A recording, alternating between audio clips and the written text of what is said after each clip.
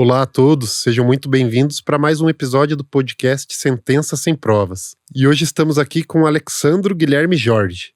Ele é presidente do Sindipetro de Paraná e Santa Catarina, o Sindicato dos Petroleiros, e é também diretor da FUP, a Federação Única dos Petroleiros. Mais recentemente, tornou-se ainda membro do Conselho de Transparência, Integridade e Combate à Corrupção, o CETIC, vinculado à Controladoria Geral da União. Além de petroleiro, é também técnico mecânico, engenheiro mecânico e advogado. Seja muito bem-vindo, Alexandre. Obrigado, e é uma satisfação a gente poder falar um pouquinho aí desses processos, da questão dos petroleiros. Fico bem feliz aí de estar participando. E antes da gente entrar nos assuntos mais espinhosos, né, falar sobre a Operação Lava Jato, a gente gosta sempre de apresentar um pouco sobre os entrevistados, né? Você é nascido aqui em Curitiba, aqui no Paraná? Sou curitibano, nascido no centro de Curitiba. Meus pais vieram do interior do Paraná, então ambos ali de cidades meio próximas vieram se encontrar aqui, e aqui sempre morei, fiz todos os meus estudos, curso técnico, faculdades. Então é o curitibano raiz aí Curitibano da gema, né? Da gema. E na tua infância, quais eram teus hobbies, teus interesses? Você cresceu no centro mesmo? Vivia no centro? Morei praticamente toda a infância ali na Vila Auer. Comecei a trabalhar muito cedo, né? Meu pai, garçom, ficou desempregado quando eu tinha 9 anos. Aí compra um bar e meio que envolve a família inteira nesse novo negócio, né? Nunca isso impactou nos estudos, então sempre por parte de pai e mãe, esse incentivo a estudar, a ler, aprender coisas, né? Eles queriam ver nos filhos uma situação melhor do que a deles, né? Mas mesmo assim, né, com o trabalho, com os estudos, ainda andava muito de bicicleta, uma época que dava para andar de bicicleta por toda Curitiba. Então andei muito de bicicleta pela cidade. E sempre gostei de futebol, né? Então dava um tempinho, conseguia dar uma fugida, tava numa quadra de areia normalmente, ou numa cancha dentro de uma escola. A gente jogava até numa igreja lá na Vila Auer, lá, que o padre só falava assim, não pode falar palavrão, mas daí vocês podem usar a cancha aqui. A gente jogava a tarde inteira. Basicamente era isso aí, a juventude, né? E no ensino médio que começa já a se desenhar o teu futuro como petroleiro, digamos assim. Sem nem saber, né? Eu fiz o curso técnico em mecânica no Cefet, tive aula com petroleiros, mas não tinha ligado as coisas ainda, né? Eu fui parar num setor em que um dos meus professores trabalhava na época, tem os relatórios dele na área de inspeção de equipamentos, né? Só que eu na área técnica, a gente era muito voltado para a indústria automobilística, né? Tem um campo grande em Curitiba, em região, né? E eu não sabia que tinha uma refinaria do lado de Curitiba. Então vim saber depois, por coincidência, de amigo do amigo que trabalhava ali, e me sugeriram fazer o concurso, né? Quando surgiu, disse que eu teria chance e tal, e que seria importante, né? O ensino médio você faz o curso técnico em mecânica no Cefet, o TFPR? No Cefet. Estive lá no técnico, depois na engenharia, e vi o Cefet virar o TFPR, né?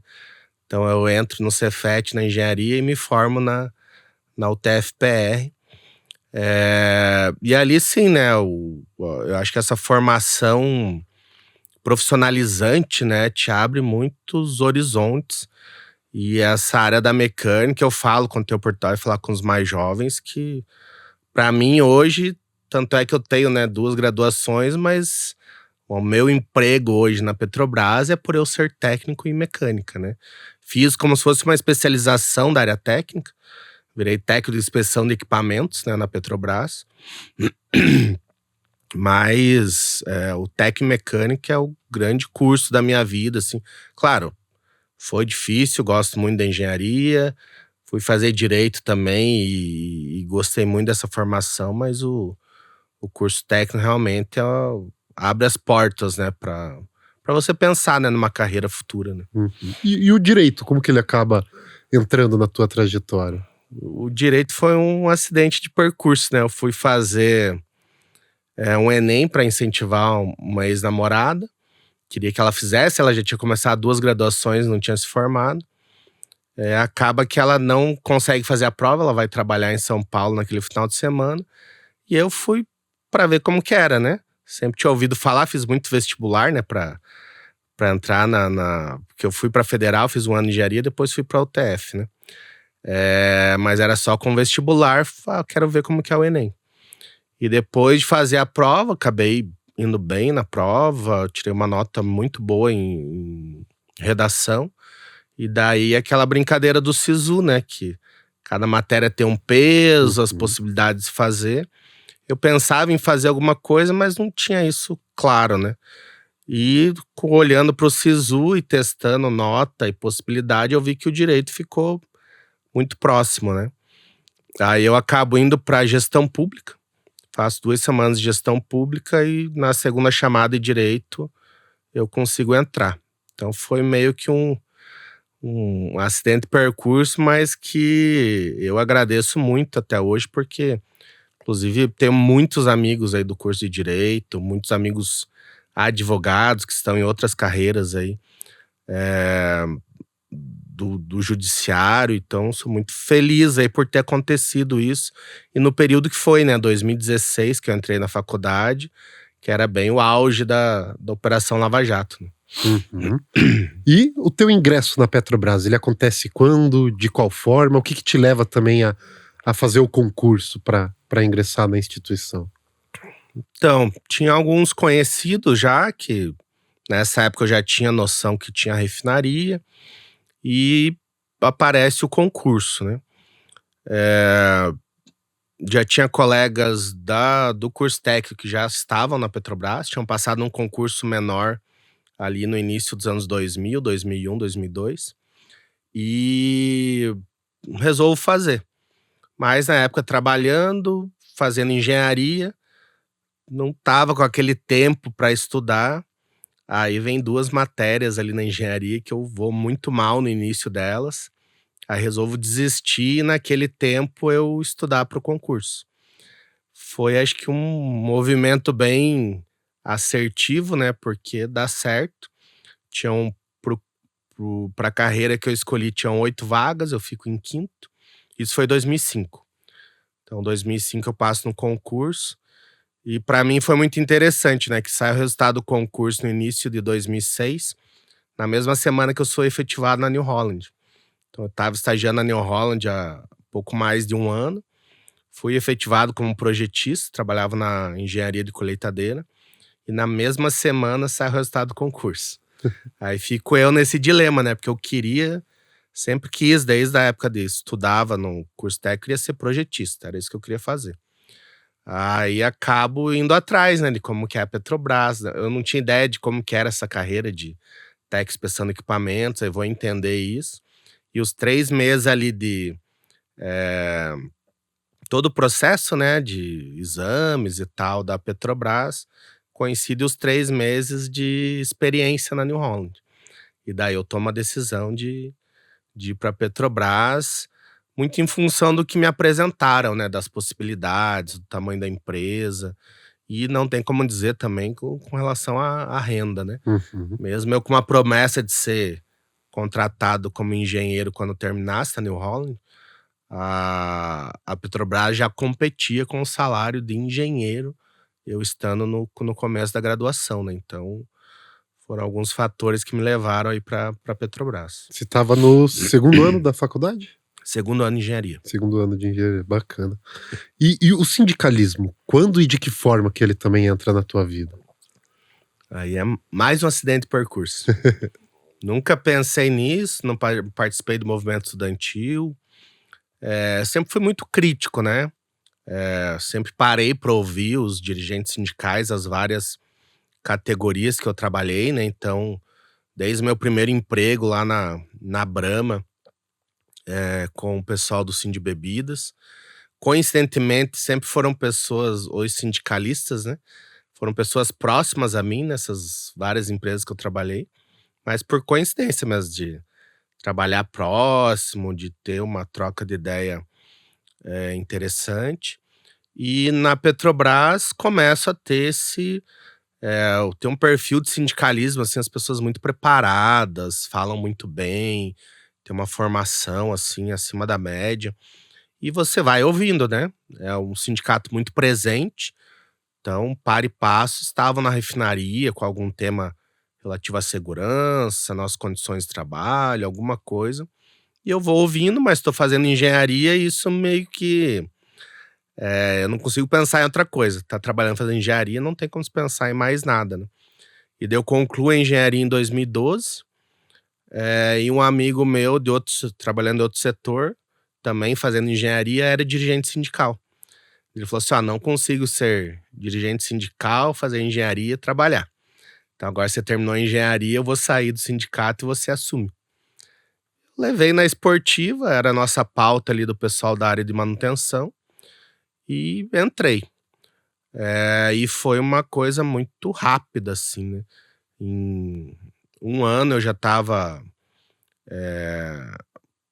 sendo convocado ali para ir para a executiva, então para ter dedicação exclusiva para o sindicato. No ano seguinte já vem as tarefas em âmbito nacional, então representar os trabalhadores em mesas nacionais e 17 já na federação. Então é algo que vai me atropelando, assim, nessa questão do sindicalismo. Vou me envolvendo, acho que algumas características minhas são bem vistas, né, pelos demais dirigentes de outros sindicatos, inclusive. E vai calhar em 2020 eu virar presidente do sindicato, assim, depois de 2 mandatos, de uma ascensão meio rápida e meio inexplicável, né? As coisas foram acontecendo, eu nunca pensei isso. A única coisa é que chegou um determinado momento que o meu grupo de diretores bate no meu ombro e fala assim: nós vamos ter uma nova eleição, precisamos ter um nome para a presidência e conversando entre nós aqui o teu nome. E agora eu tô fechando esse ciclo aí, terminando o segundo mandato como presidente do sindicato. Encerra quando o mandato? A gente vai ter a posse agora no próximo dia 18. Próximo dia 18. Então essa semana aí a gente tá já em Despedida. fase de passagem de serviço, né? Então formalmente o pessoal já começou a assumir no último dia 9, mas daí a celebração, né, o evento da posse vai ser no dia 18. Uhum. Sigo na direção, mas aí não mais cumprindo essa tarefa. Uhum. E o direito vem em 2016, né? Você comentou o auge ali da Operação Lava Jato, a existência da operação, tudo que os petroleiros vinham vivendo, a gente vai conversar sobre isso até mais detalhadamente daqui a pouco, mas esse momento te influenciou também a seguir para o direito? Na verdade, é bem interessante essa passagem, porque eu achei que eu ia me decepcionar no direito por causa disso e ia desistir. E um professor fez o favor de já testar isso nas primeiras aulas, né? Que ele pega já, não lembro qual matéria que era, talvez constitucional, e pergunta pra turma, né? Uma turma de 50 e tantos estudantes, quem era a favor da Lava Jato, né? E eu falei assim: agora todo mundo vai levantar a mão, eu vou ficar vendido sozinho aqui, vou pegar minha pastinha e vou para casa, né? E pelo contrário, a maioria já tinha entendido em 16 que a Lava Jato tinha percorrido caminhos aí que estavam distante da crença, né, de quem vai fazer um curso de direito sobre justiça, né? Então, tem a ver. O Moro era professor da Federal naquele período. Chegou a ter aula com ele? Não tive aula, porque ele dava aula pro 4º ano. No ano anterior à minha chegada na Federal, ele tinha sido escolhido para nome de turma. Uhum. E, coincidentemente, nos anos subsequentes, principalmente esse grupo mais crítico, essa juventude que me surpreendeu muito positivamente. Muitas ações, teve muito debate, né, dentro da Federal, do curso de Direito, para tratar de Lava Jato, né?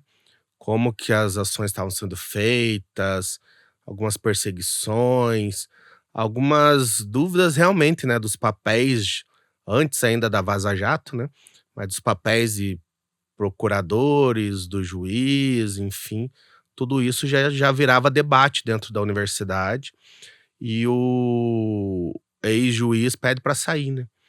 Então ele fala que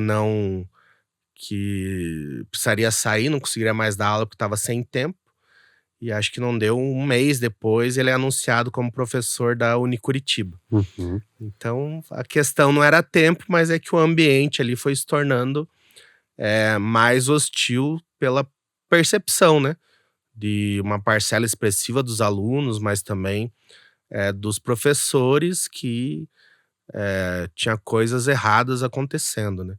E o direito da federal aí tá entre o top 3 no Brasil, né. Então a gente tem realmente professores que são referências no país de algumas, né, constitucional, criminal, direito civil. Então tem muito professor que já escreveu dezenas de livros, né, sobre os temas. Então começou a ficar um ambiente bem crítico ao que vinha acontecendo, e para mim foi uma felicidade perceber que tinha esperança, né, com relação a esse Não estava debate sozinho, né? que naquele período para nós parecia que a gente estava meio sozinho por estar no olho do furacão, né. Parece que só a gente que percebia algumas coisas acontecendo. Uhum. Pode baixar um pouquinho o TP, por favor? E desde o ano passado, como diretor da FUP, você vem participando ali no âmbito da Controladoria Geral da União do CETEC, né? CETIC. O que é esse conselho? Como que é a atuação na prática dele? Olha, esse foi um convite bem interessante, né, porque ele é composto por diversos atores do serviço público, então, que estão lá representando vários ministérios, a Advocacia Geral da União, tribunais. Então tem toda a parte da representação estatal e tem a representação da sociedade civil.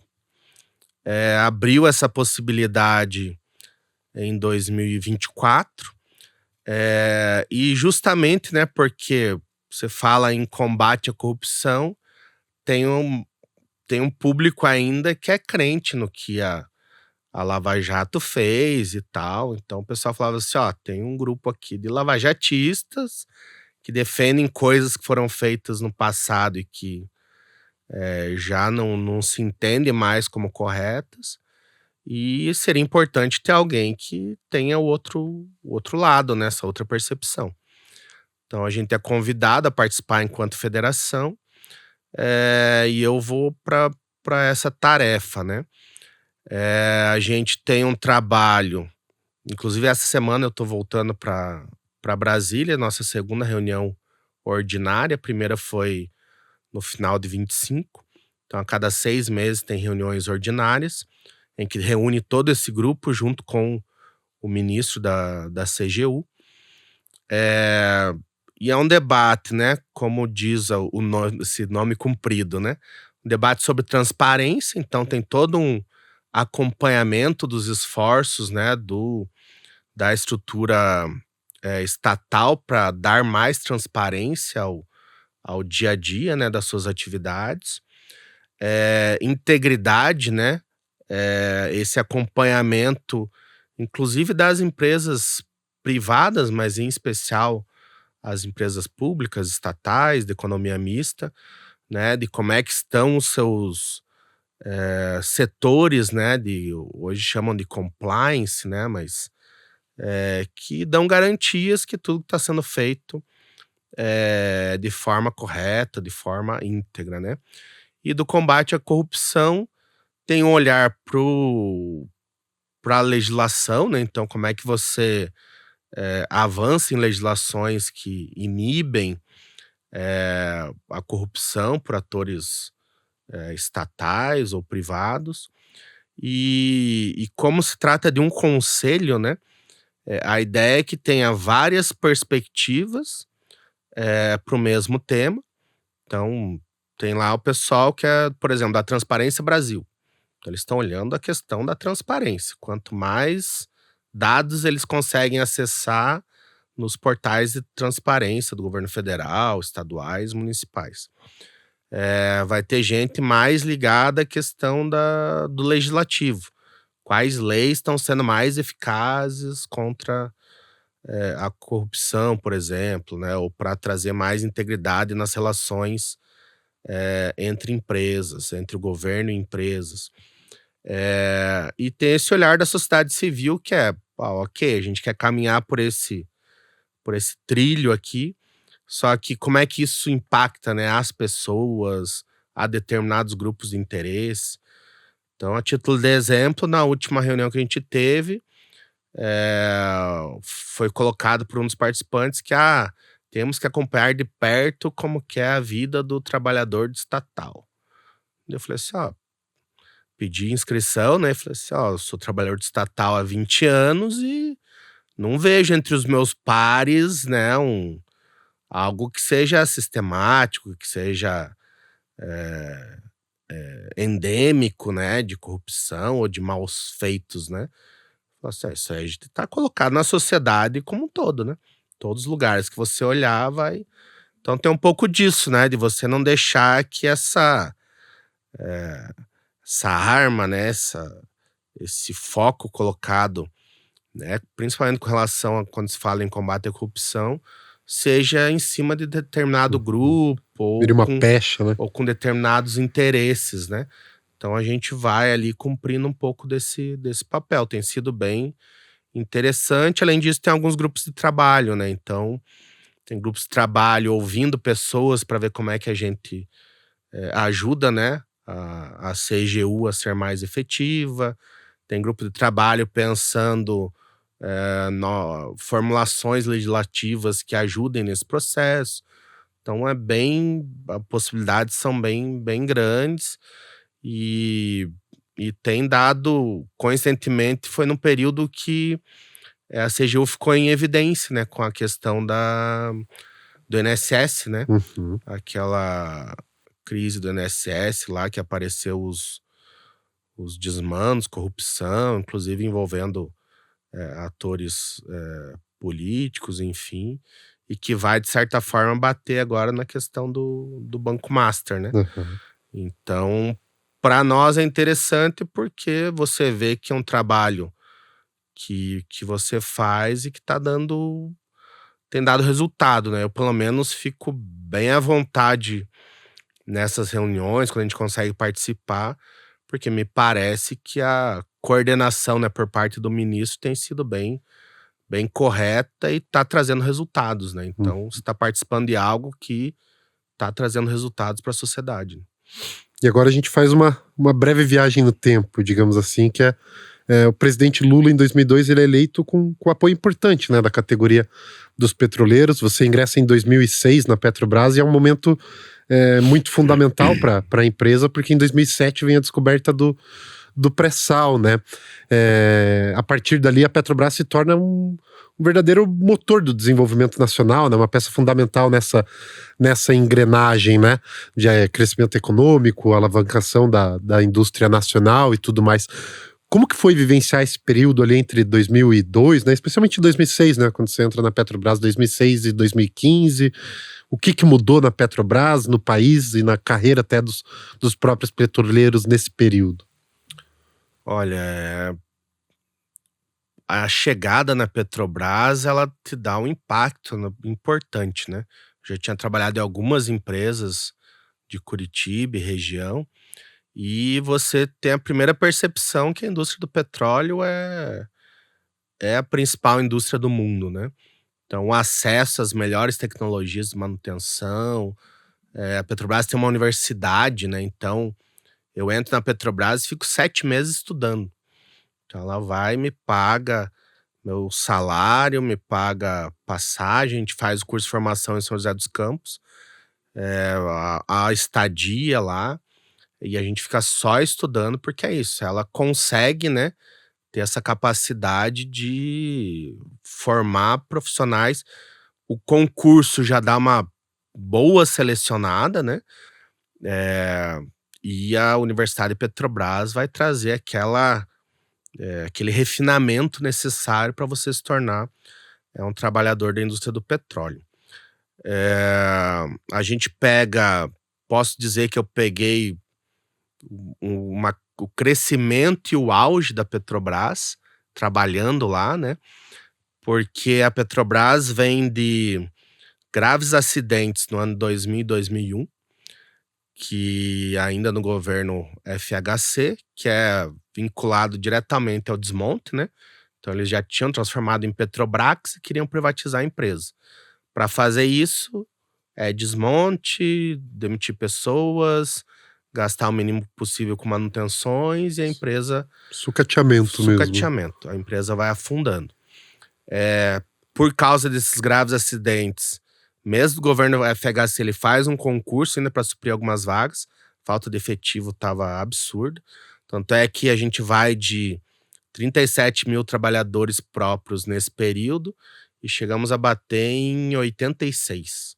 Então, mais que dobrou o número de trabalhadores na Petrobras. Então, você pega desde coisas do dia a dia, né, como alimentação era muito boa, você ter, né, os melhores uniformes, EPIs, eles priorizam muito a formação constante, né? Então você vai fazer ali pelo menos 1 a 2 cursos ao longo do ano. Então você tem que estar sempre se atualizando. E a empresa investindo, né? Então a minha turma, que é esse concurso 2005, já era para suprir a demanda da refinaria com os investimentos daquele período. Então, começa a entregar unidades ali em torno de 2009 e vai até 2012, que entregam... Praticamente foi feita uma outra refinaria do lado, só que não mais para simplesmente refinar o petróleo, mas para tratar os derivados. Então, hoje você tem derivados saindo aqui da nossa refinaria do Paraná, nível Europa de consumo, que tem toda uma questão principalmente ligada às emissões, né? Então você tira praticamente todo o enxofre da gasolina, do diesel, você deixa esses derivados mais redondinhos, por assim dizer, né? Para o consumo, então é o melhor perfil possível ali da gasolina, do diesel, querosene de aviação. Então a gente pega o auge e com a Lava Jato em 2014 fica claro que dá uma chacoalhada nas estruturas. E entendo hoje, né, passado algum tempo, que por ações equivocadas, né, a gestão da Petrobras assume que, fizemos coisa errada, precisamos revisitar algumas coisas, só que vai atacar uma frente que não tem nada a ver, né, que é reduzir custos com os trabalhadores. Então ela começa a abrir os primeiros PIDVs, inclusive PIDVs, ao nosso ver, muito equivocados, porque permite que trabalhadores recém-chegados na empresa também peguem um incentivo para se desligar. Então, tive vários colegas que não pagaram o curso de formação, né? Tava com 1, 2 anos de empresa e pegaram aquele valor, que na época era expressivo, e foram embora. Isso faz cair de novo o número, né, da força de trabalho, e a gente já começa a ver impactos negativos, né? Outros que vão mais para fora, o que aparece na mídia, né? A Petrobras perdeu o valor de mercado. A Petrobras teve o primeiro prejuízo depois de muito tempo, né? Mas porque, em virtude do que estava acontecendo com a Lava Jato, decidiu-se por tirar o valor, por assim dizer, das unidades industriais. Então, por exemplo, a refinaria que estava orçada dentro do patrimônio da Petrobras em 10 bilhões, não, mas dentro das reformas, ampliações que foram feitas, teve um percentual de corrupção. Então não vale mais 10, agora vale 7. E isso, somado todo o parque industrial da Petrobras, fez ela ter um prejuízo naquela época de 40 bilhões, mas um prejuízo contábil, que não era real, né? Só seria concretizado se a Petrobras pegasse realmente a refinaria e vendesse com preço a menor, né? Não foi o que aconteceu, então a gente vê esse período de forma... muitos erros de gestão, uma pressão midiática muito grande de quem não conhece essa indústria, as coisas são realmente caras na indústria do petróleo. As pessoas morrem refinando petróleo, explorando petróleo todos os anos. Não me lembro de um ano da Petrobras que a gente não teve fatalidades, né, na empresa, com anos que foram muitas fatalidades no mesmo ano. Esse ano a gente já teve fatalidades, então realmente é uma indústria complexa que exige investimentos importantes, né, em segurança, em pessoal, em formação, em realmente unidades bem manutenidas, né? Então elas têm que estar em plenas condições de operar, porque as condições de operação são muito severas, né? E a gente perdeu esse enfoque nesse período aí. Eu estimo ali entre 14, 16, 17 foi o nosso pior momento, assim. E você até comentou um pouco, mas consegue trazer alguns exemplos práticos de como essa transformação dentro da empresa acabou impactando quem estava dentro das refinarias, nas plataformas? Para nós vem alguns fenômenos, né? Então, de 14 a 16 ali, em especial essa tentativa de corte de custos, né? Então, você começa a cortar custos, inclusive com o pessoal. Então, são esses PIDVs aí equivocados que tiram as pessoas, mas o trabalho continua lá. Então, o que acontece, né? O trabalhador que fica tem que assumir mais atividades.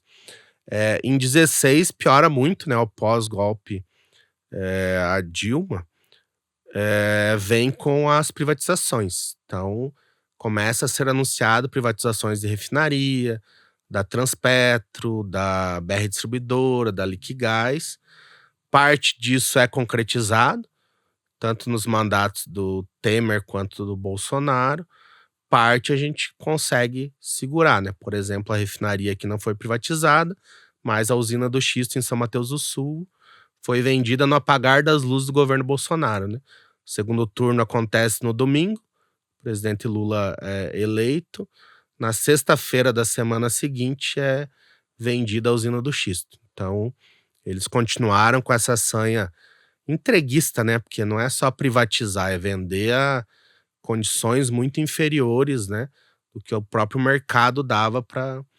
Então, esse período, os trabalhadores são muito impactados, né? Porque é o risco do desemprego, né? Tivemos a fábrica de fertilizantes aqui do Paraná fechada em 2020, 1.000 demissões diretas, né? Então, o risco do desemprego, o risco da privatização, ainda não se sabia o que se faria com os trabalhadores das unidades privatizadas. Então, foi um período de pelo menos 6 anos aí 6 a 8 anos de um sofrimento grande aí pros trabalhadores, não por outro motivo. Em 22, pós-pandemia, 23, a gente tem um surto de suicídios, inclusive, né? O pessoal que foi transferido à força, que era de uma região do país e, se quiser continuar, é lá no Rio de Janeiro. Então, teve muito disso, né? A Petrobras tinha prédios administrativos espalhados no país, né? São Paulo, até aqui Curitiba, Joinville, Salvador, e de repente era para centralizar tudo no Rio de Janeiro. E as pessoas, tinha gente que conseguiu fazer isso deslocando família e tal, tinha outros que não, né? A esposa, o marido já tinha uma condição consolidada lá, com os filhos. Então, às vezes, essa transição, né, de um lugar para o outro vinha com a pessoa sozinha, tentando fazer esse vai e volta para casa. Isso gerou muitas doenças mentais, em especial, né?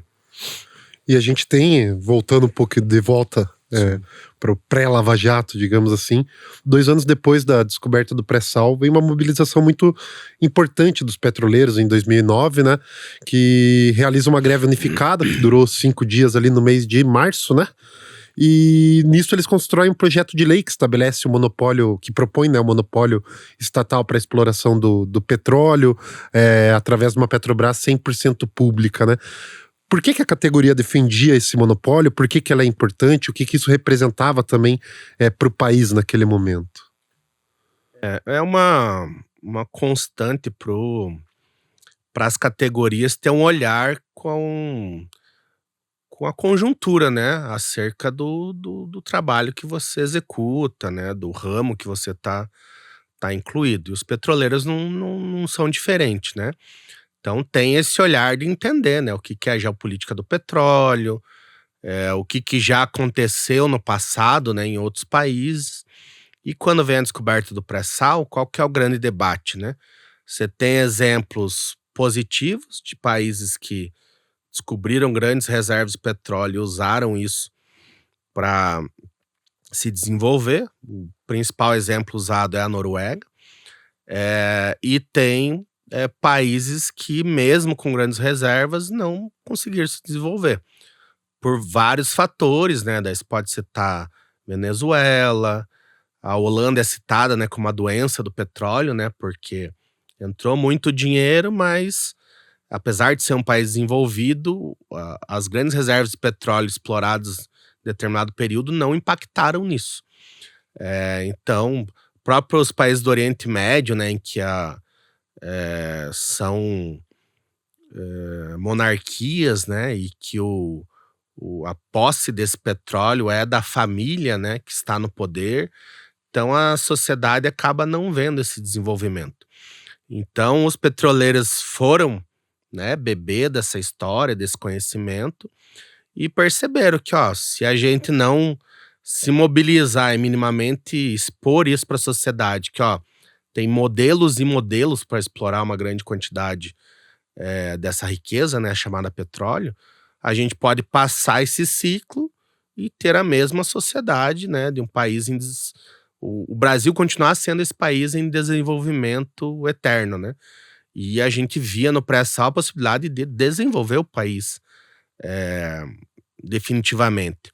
Então essa mobilização vem nesse sentido de trazer à tona a discussão e, em especial, a discussão com o próprio governo, né? Ainda é segundo mandato do presidente Lula, que tem ações muito importantes, né? As medidas, as leis construídas, né, pós-descoberta do pré-sal são bem interessantes, vem nesse sentido, inclusive da Petrobras ser a grande controladora desse processo, né?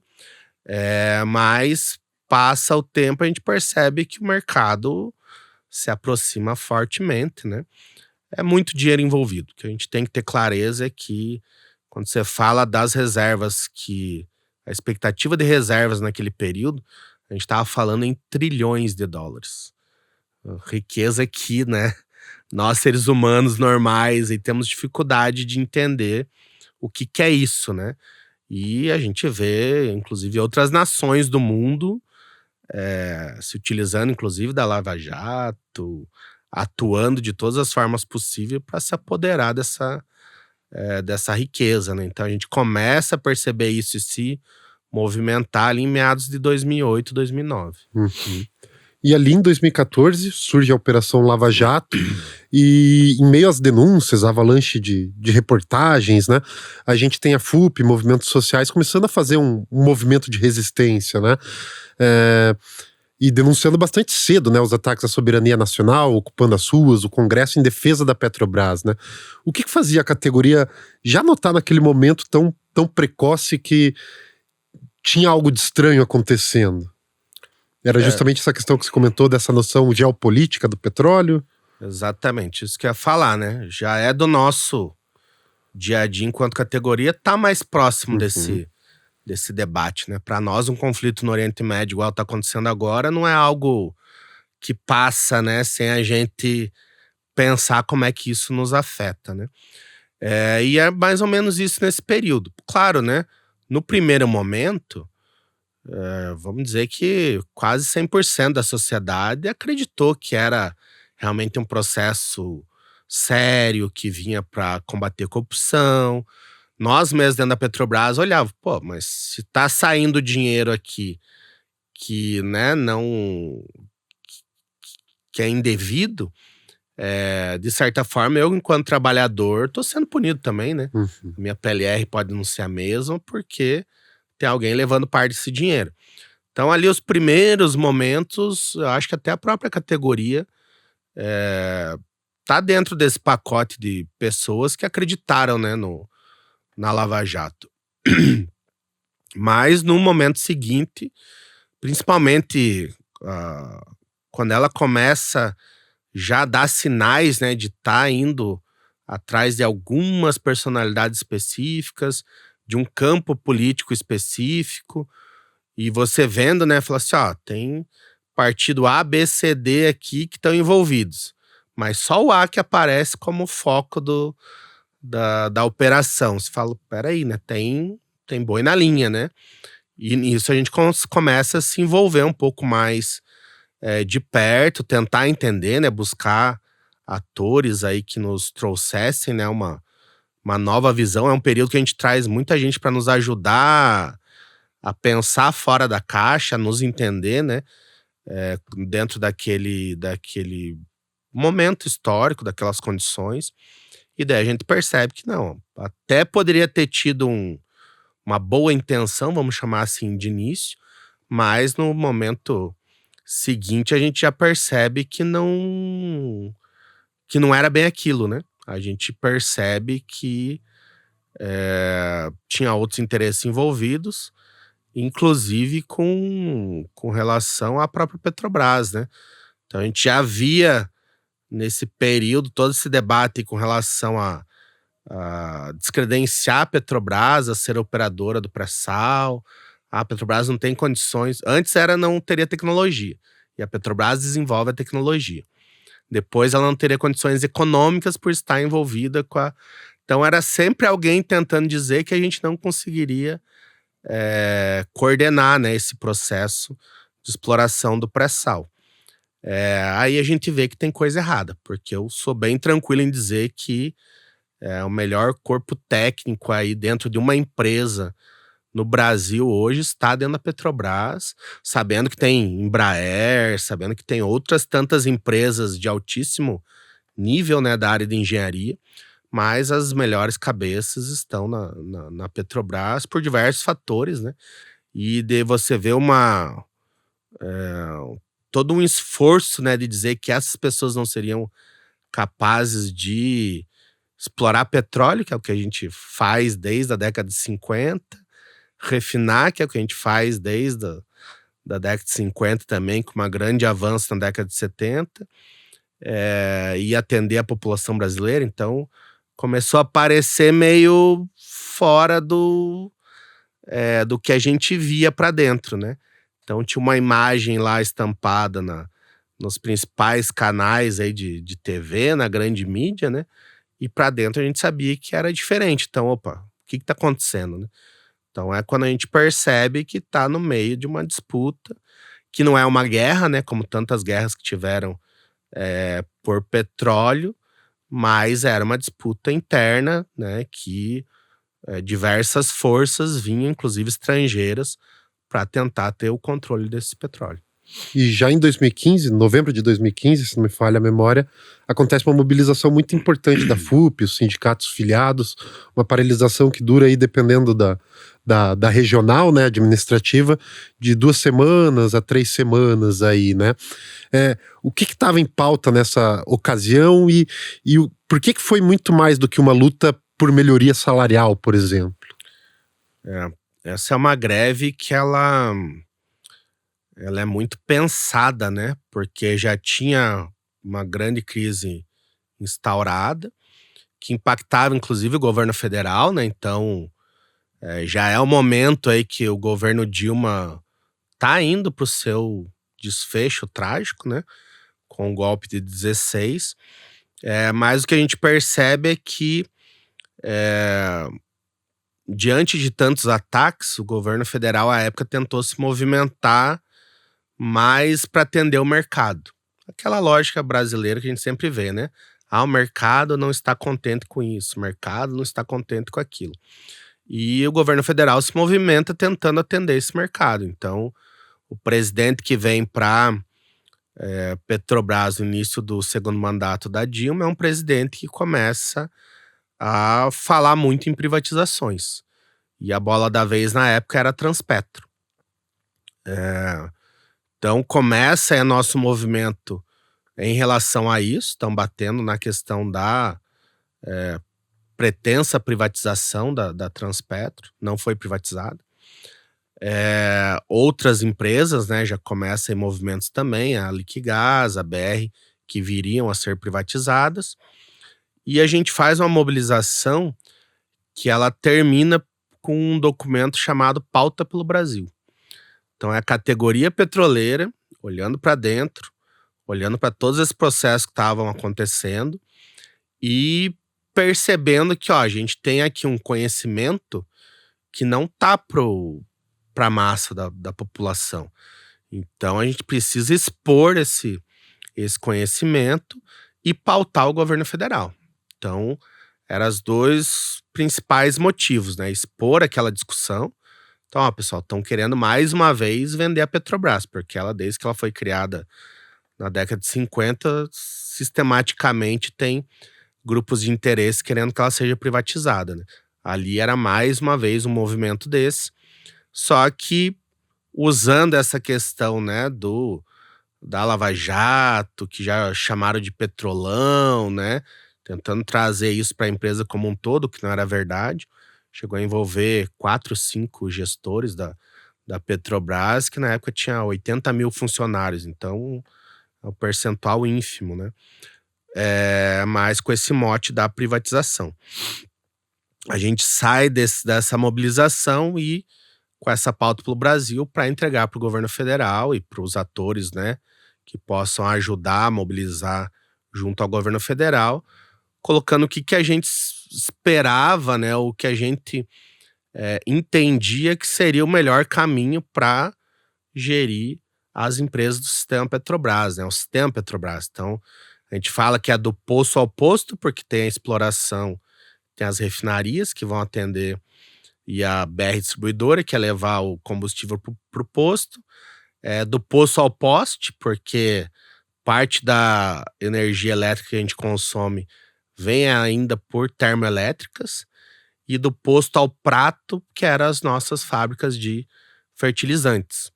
Então a gente envolve todos esses aspectos aí da produção de petróleo e leva para o governo. Mas ali a gente entende que já era tarde demais. Mesmo assim, a gente se envolve no processo do impeachment ali. Entendíamos ainda que, apesar dos erros da presidente Dilma nesse aspecto específico, ela tinha feito bons governos, inclusive para nossa categoria, né? Ela tinha sido ministra de Minas e Energia, então conhecia as nossas pautas a fundo, né?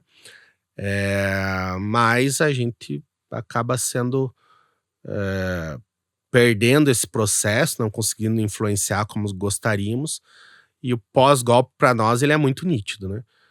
Primeira legislação que passa é uma lei do José Serra para tirar o controle da Petrobras sobre a exploração do pré-sal. Então vem com interesses internacionais que, claro, né, tem seus tentáculos no nosso Congresso, naquele momento expressado pelo então, né, ex-candidato à presidência, mas que se mantinha como senador, José Serra, que já tinha aparecido no Wikileaks dizendo que entregaria, né, o petróleo para os Estados Unidos se ganhasse a eleição, né? Então a gente se percebe cada vez mais no meio desse imbróglio aí, de uma disputa de projeto de Estado, mas com interesses internacionais fortemente influenciando esse processo. E é nessa ocasião também, dessa paralisação, dessa greve, que surgem os jalecós laranjas, né? Que hoje são tão simbólicos, né? Da categoria, tão representativos da categoria. O que representa esses jalecós? Isso também foi um debate importante pra gente, que era quando começamos a nos perceber afetados pela Operação Lava Jato, né? Porque como é que funciona, né? Aqui, Curitiba, as cidades maiores, você não tem essa percepção. Mas a Petrobras tá no Brasil todo, né? Em muitas cidades menores. Então, o pessoal anda com uniforme na rua, é um sinal de status, né? Pô, o cara trabalha na Petrobras, trabalha na área do petróleo, né? A gente tem o pessoal de São Mateus do Sul aqui que eles faziam financiamento na loja de móveis, eletrodoméstico, apresentando o crachá, ó. Trabalho na Petrobras. Não, ó, tá aqui o teu carnê aqui, pode pegar o que você quiser. E a gente vem desse período específico que as pessoas com o seu uniforme deixam de ser as vistas, né, como uma parcela importante da sociedade, né, com trabalho relevante, com uma renda razoável, e são taxados como bandidos algumas vezes, né? E a gente fala, não, precisamos disputar isso, né? Não posso, né, nós enquanto representantes dos trabalhadores, não poderia admitir, né, que alguém que vai lá e passa 14 dias numa plataforma, condições insalubres, condições perigosas, numa refinaria, num terminal, expondo a vida, né, no trabalho, ser taxada por algo que 3, 4 fizeram, né? Então a gente faz 2 movimentos bem importantes. O primeiro é a federação e os sindicatos assumirem como nosso uniforme de trabalho sindical, de representação da categoria, o jaleco, o uniforme do nosso dia a dia de trabalho, e processa aqueles gestores da Petrobras. Inclusive a gente ganhou ações, posso citar de cabeça aqui contra o ex-diretor Paulo Roberto Costa, justamente nesse sentido, né? Ó, o que você fez maculou a imagem de todos os trabalhadores. Então você tem que pagar por isso. A gente processou e ganhou essa ação, uma indenização por danos morais, né, coletivos. Então a gente pediu danos morais coletivos. Eu acredito que a todos os gestores envolvidos, mas o Paulo Roberto Costa eu tenho certeza que já transitou em julgado. Uhum. Esse a gente ganhou, não sei os outros como é que estão aí na nossa justiça. Que é isso, né? A gente não aceitava ser taxado pelos desmandos aí de meia dúzia de pessoas dentro da empresa e os demais atores externos, né? Então, se for pensar, quem se envolveu com isso foi o cartel das empreiteiras, né? Então, as empreiteiras que sentavam entre elas, definia qual obra ia pegar da Petrobras, quanto que iam pôr de sobrepreço, e para que isso acontecesse de uma forma mais tranquila, pagava alguns gestores da Petrobras, né? Então envolve empresas privadas, né? Um esquema de cartelização que foi identificado pela Lava Jato, mas ninguém foi punido por isso, e que envolvia alguns gestores para que esse processo passasse incólume aí na fiscalização da Petrobras. E você comentou sobre essa questão dos próprios trabalhadores, numa certa altura, começarem a ser identificados como corruptos também, né? Como envolvidos naquele esquema. Chegou a ter algum episódio contigo, especificamente, pessoalmente? Não lembro de nada, assim. A gente chegou, acho que a algum determinado período, principalmente no início, que a gente começa a usar o uniforme, né? Aquelas brincadeiras maliciosas. Então não é nenhuma acusação direta, mas esse aí é o que pode baixar o preço da gasolina. Tem que falar pro povo parar lá, roubar menos lá pra gasolina ser mais barata. Então não era algo direto, como outros colegas viveram, mas aquele sarcasmo, aquelas brincadeiras que você sabia que tinha uma questão, uma alfinetada, né? Ó, é vocês aí que ficam roubando, por isso que o preço da gasolina é tal, né? Sendo que, né, totalmente desmedida, né? Qualquer consideração com relação a isso. Quem deixou os combustíveis caros foi o governo do Temer depois lá, querendo que a gente tratasse nossos custos aqui da Petrobras como se fosse estivéssemos importando derivados, né? Então é uma paridade de outra preços, né? paridade de importação. Então é uma outra discussão que não tem nada a ver com os custos nacionais, até porque custo em real, então, né, nunca ganhei nada em dólar da Petrobras, sempre recebi em reais nesses 20 anos, bem como todos os meus colegas, e o impacto que teve é isso, é uma paridade, foi um movimento artificial, né, pela gestão Temer, e o presidente da época, acho que era o Pedro Parente, presidente da Petrobras, né. Então foi um movimento deles que impactou, e as pessoas ligaram, né, de forma equivocada, aquele episódio, né, de corrupção, com todos os seus problemas da Lava Jato, com esse aumento de preços aí, coisa que a gente também segue lutando aí para tentar desvendar para grande massa, né. E em 2016 a gente tem o impeachment, né, de Dilma, o Temer ascendendo a presidência a partir disso. A partir dali, o que muda na Petrobras?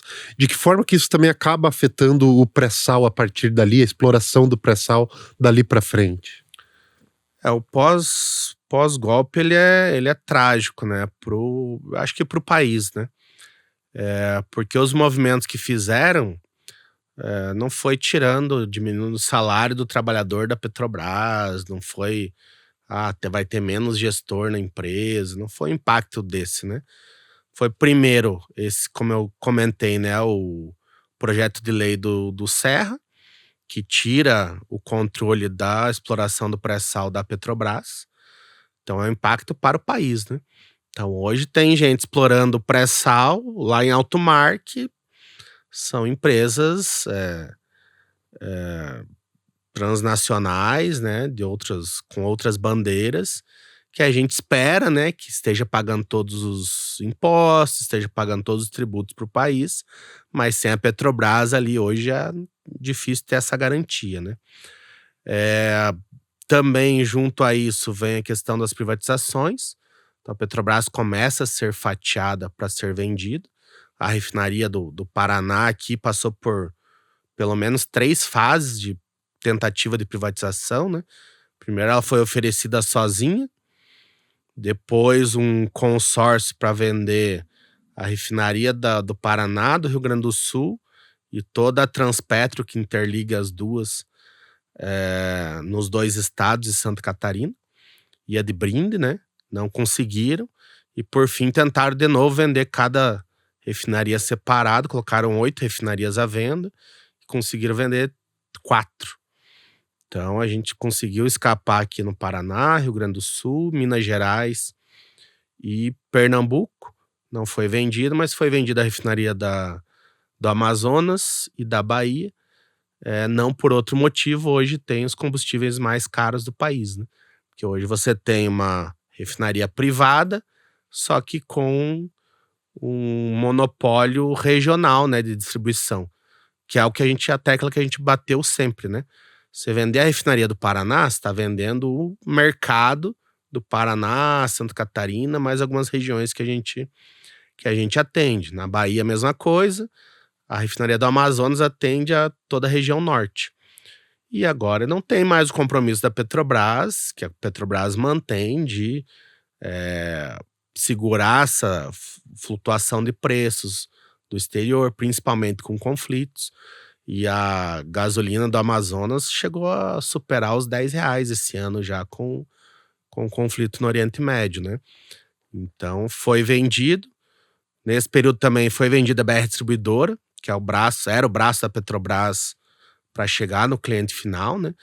Então quando você vê hoje o posto de gasolina Petrobras, não é Petrobras, porque foi vendida a BR Distribuidora e a marca Petrobras por 10 anos. Então ainda tem um período aí para a Petrobras poder trazer para si a sua própria marca, né? Então foi um período assim de um desmonte geral, e em paralelo vinha isso, né? Muito corte de custo de manutenção, muito corte de custo com os trabalhadores, vieram outros planos de PDV, então a gente perdeu uma massa de trabalhadores com os mais experientes, né, com mais conhecimento, acabaram saindo porque você junta um uma condição de incertezas, né? Não sabe se a unidade vai ser privatizada ou não. Não sabe para que rumo o país vai estar tomando. E coloca uma quantia em dinheiro do lado e fala assim, ó, pega isso aqui e vai embora, se aposenta. Então muitos foram por esse caminho, que foi um prejuízo para o país, né? Eu vejo que é isso. Tem regiões do país pagando combustível mais caro, que não deveria. A BR distribuidora hoje não consegue mais fazer, né? Virou Vibra, né? Não consegue mais fazer essa contenção da margem de lucro das distribuidoras. Então isso dá para ver facilmente, né? O Diese fez pra gente. As distribuidoras têm aumentado a margem de lucro sistematicamente depois da privatização da BR e da Liquigás, né? Então eles têm aumentado a margem de lucro e você não tem como controlar isso, né? Nós temos um teórico mercado livre, né? E por fim a falta de investimentos da Petrobras, né? Então a Petrobras vinha de um período muito forte de investimentos. Os investimentos da Petrobras chegaram a impactar em 13% do PIB nacional, né? São números, pensar o tamanho do Brasil, o número de empresas, o agro, os serviços, né? E uma única empresa impactar em 13% do PIB. Isso baixou consideravelmente. E com isso, desemprego, principalmente esse emprego da indústria pesada, né? Que estavam nas grandes obras, aumento das refinarias, construção de refinarias, construção de plataformas, de sonda de perfuração. Então, os estaleiros do Brasil sofreram muito, as grandes construtoras sofreram muito. Então, viu que alguns gestores e algumas construtoras estavam fazendo coisa errada, mas puniu-se as empresas e milhões de trabalhadores com isso, né? Então, realmente foi um período, eu acho que o pior período da minha geração, assim, né? Que tem 30 anos de indústria, o pior período da indústria nacional aí do país, que espero eu esteja agora retomando uma linha de crescimento de novo, né? E justamente essa minha próxima pergunta, a partir de 2023, o que começa a mudar, o que já foi revertido, o que ainda precisa ser revisto? 23 eu acho que o mais importante foi com relação às privatizações. Então é nítido que vem uma linha de corte, fala assim, ó, não vamos vender mais nada, a gente vai rever, né, esses projetos, porque quando fala em privatizar, a empresa cria um projeto e parece que é benéfico para a empresa, né? Eles tentam vender dessa forma, né? Tanto para a Petrobras como qualquer outra que entra no processo de privatização, né? E isso a gente vê cessar com o novo governo em 23. Retomada dos investimentos, então, principalmente essa questão dos derivados, que a gente ainda não é autossuficiente, né? Então, ter uma retomada de investimentos na produção de derivados, uma expectativa de aumentar 15% a 20% da produção nacional, já está acontecendo isso, né? A refinaria aqui do Paraná já aumentou sua carga, que tem expectativa de aumentar ainda mais. Das refinarias, a principal é a de Pernambuco, porque ela é como se fosse duas refinarias, uma do lado da outra. Uma partiu em 16, a outra parou por causa da Lava Jato. E está sendo retomada agora. Então você vai poder mais que dobrar, né, a capacidade de produção da refinaria de Pernambuco. Provavelmente impacte ali, inclusive, os preços na região da Bahia. Então acho que essa retomada de investimento, a valorização dos trabalhadores. Então a gente tinha perdido muitos direitos, né, no período anterior, porque cada negociação de acordo coletivo a gente saía com prejuízo e a gente consegue retomar algumas cláusulas que eram históricas para a categoria. Já está no nosso acordo há 20, 30, 40 anos que a gente consegue retomar.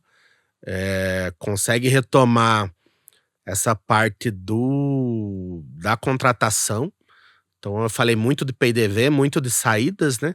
A gente só começa a falar de entrada de novos trabalhadores agora, né? De 2023 para cá. Números expressivos de entradas, então a Petrobras começa a ter fôlego de novo, porque você precisa ter as duas pontas, né? Esse pessoal mais novo que está chegando, com gás, com conhecimento mais técnico, mais próximo, né, do que está sendo estudado nesse momento, mas esse pessoal com experiência faz muita diferença numa indústria como essa, né? Então hoje a gente começa a ter de novo pessoal mais jovem e ainda pegando esse grupo de 20, 25 anos Esse intercâmbio, né? esse intercâmbio de conhecimento, de perfis, né? Eu acho que essas seriam as principais ações que a gente vê, mas ainda percebe uma dificuldade grande, por exemplo, para rever privatizações, né? Então, das refinarias que foram vendidas, nada retornou. A BR Distribuidora ela não foi só entregue, né? Como foi entregue à marca, mas também tem uma das cláusulas desse acordo, enfim, né, muito ruim aí para o Brasil, diz que ela não pode operar no mesmo ramo por um período de tempo também. Então ela perdeu a marca e não pode, se ela quiser operar na distribuição de novo, ela não consegue. Sabe por quanto tempo que vale essa cláusula? Eu acredito que ambas é para 10 anos. 10 anos. Então foi 19, concluiu a venda em 21.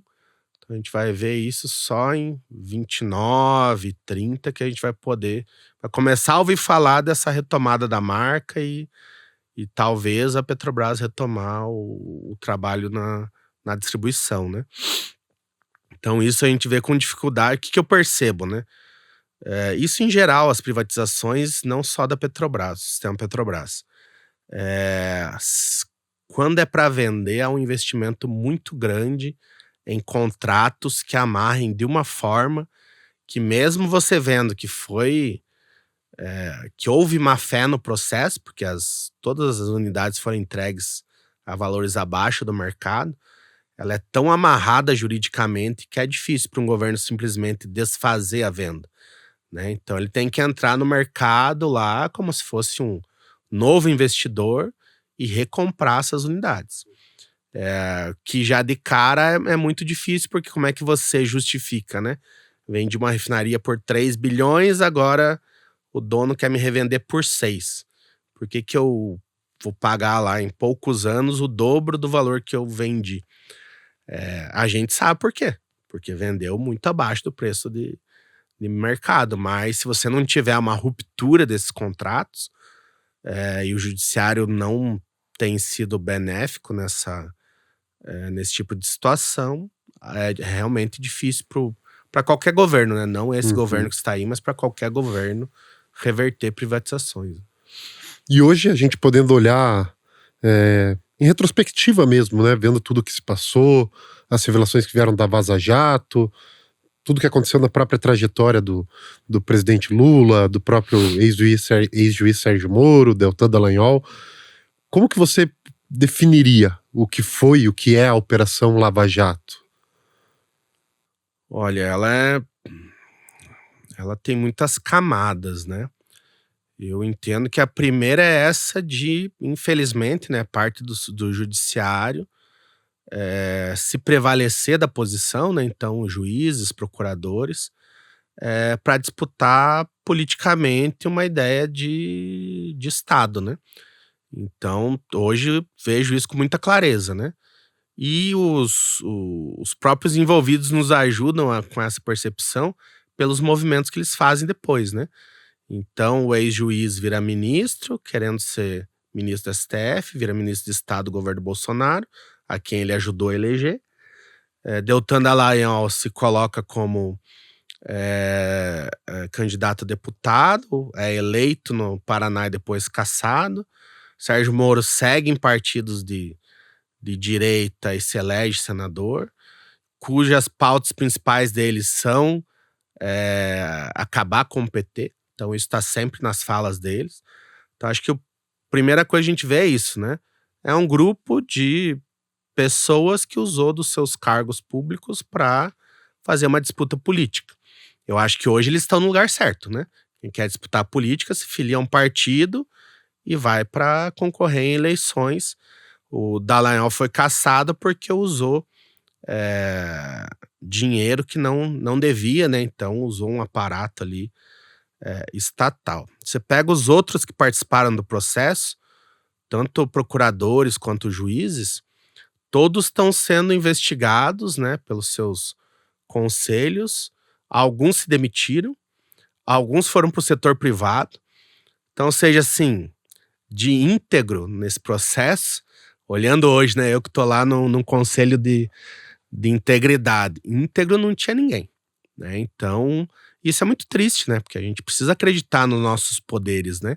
E o judiciário é um poder importante. Então, espero que o judiciário consiga se ver limpo, né, dessas influências. Então, acho que essa é a primeira camada, né? A segunda é com relação aos resultados do que eles fizeram, né? Então, eles queriam atacar politicamente um determinado grupo, mas também tinha interesse em destruir a indústria nacional. Isso fica claro com alguns estudos que vêm depois, em que os resultados entre 14 e 17 da Lava Jato são mais de 4 milhões de trabalhadores desempregados em toda a parte da indústria, indústria naval, indústria pesada e a indústria do petróleo. Então, nessas 3 áreas, aí, mais de 4 milhões de trabalhadores desempregados.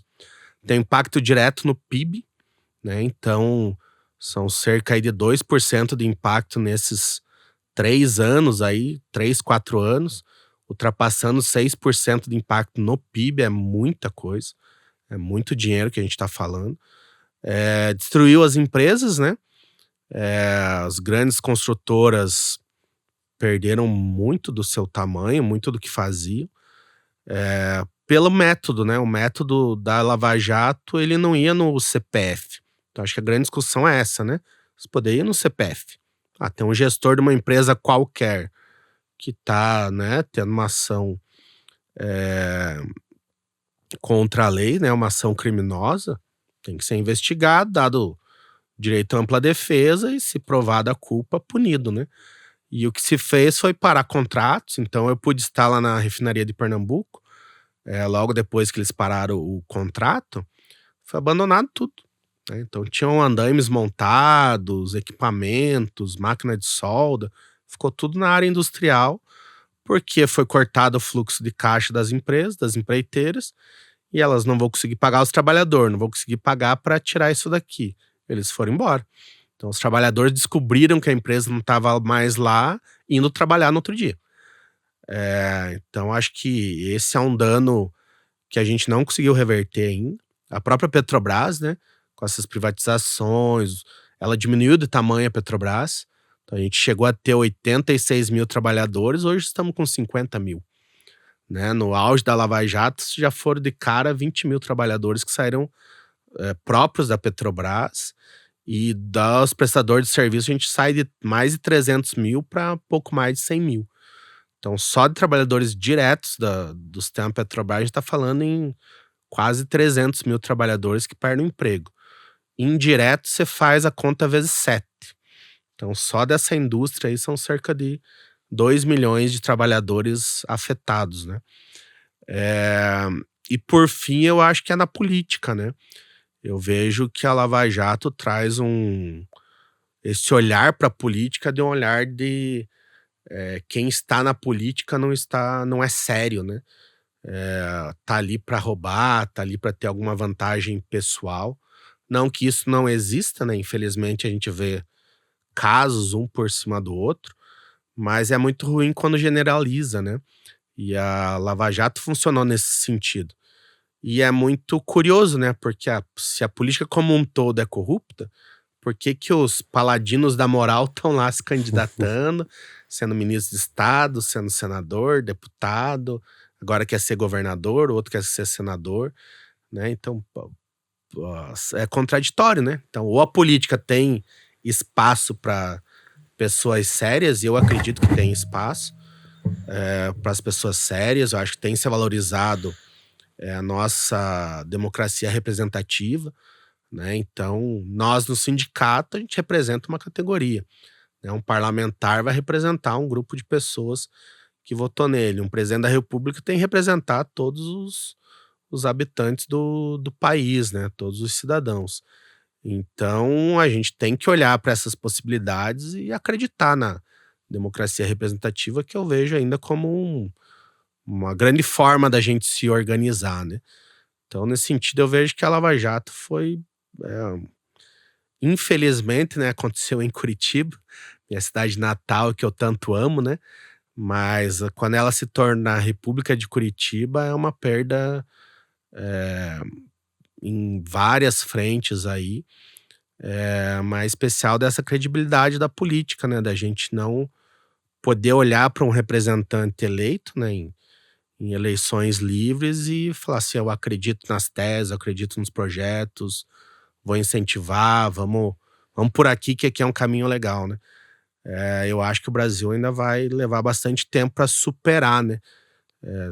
Toda a parte ruim aí que a Lava Jato nos trouxe, e a percepção das pessoas ainda diz que muitos ainda acreditam no que a Lava Jato tinha só boas intenções, né?